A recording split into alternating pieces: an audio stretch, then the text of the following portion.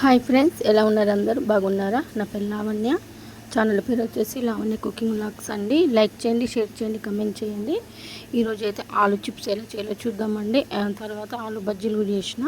ముందుగా అయితే ఆలుగడ్డలు మంచిగా చెక్కు తీసేసి వాటిని బాగా సన్నగా కోయాలండి చిప్స్ లాగా. తర్వాత కొద్దిసేపు గాలికి పెట్టి నేనైతే డీప్ ఫ్రై చేస్తున్నానండి.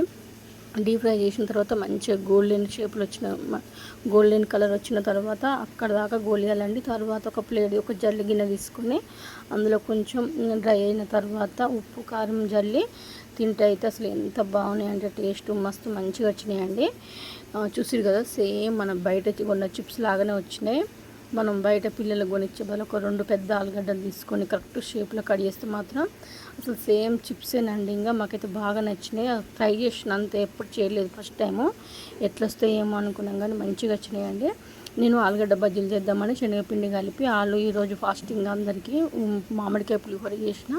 తర్వాత అంచుకైతే ఆలుగడ్డ బజ్జీలు చేసుకుంటే అట్లా ఒక చిప్స్ ట్రై చేసిన అండి. మా తమ్మునికి చేయికి దెబ్బ తాకిందిగా శనగపిండి తినొద్దని నేనైతే ట్రై చేసిన.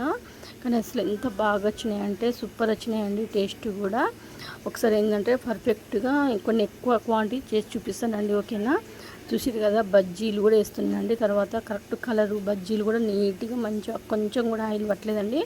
చిప్స్ కూడా సూపర్ వచ్చినాయండి. కాకపోతే చిప్స్ కొద్దిగా మెత్తగా కొంచెం ఆయిల్ పట్టిన తర్వాత చల్లారిన తర్వాత కరెక్ట్ అయినాయండి. చూసిరు కదా ఎంత బాగున్నాయో. నచ్చితే మీరు కూడా ట్రై చేయండి ఫ్రెండ్స్, ఓకేనా? ఈరోజు అయితే మామిడికాయ పులిహోర, ఆలు బజ్జీ, చిప్స్ అండి. మామిడికాయ పచ్చడి పెట్టుకుని తింటే టేస్ట్ అయితే సూపర్ ఉంది. Boy friends.